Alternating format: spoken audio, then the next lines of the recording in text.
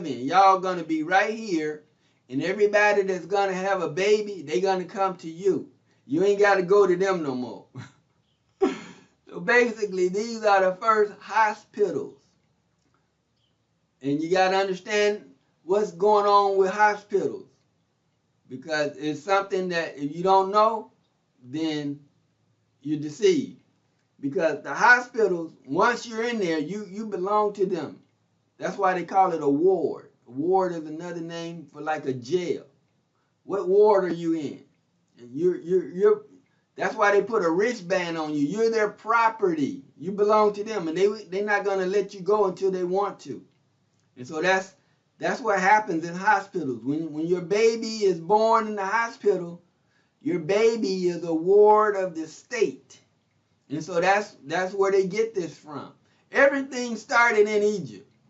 This is the template that they're using, even until now. That's why they got these hospitals.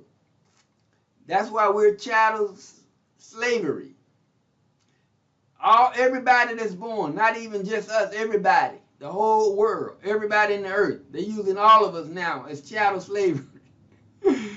When you're born into the world, you're born into chattel slavery. You're born as a ward of the state. That's why they got a birth certificate, because they put everything into commerce. The merchants, the stocks and the bonds. It's a certificate. A certificate is an instrument of the government, of the state. They're making money off of you. And so this is what the Pharaoh did. He said, okay, we're going to make households for y'all. Y'all don't have to worry about getting there too late no more. Because when they're in labor, they're going to come to you, and then you'll be able to deliver them. You got that? You understand that?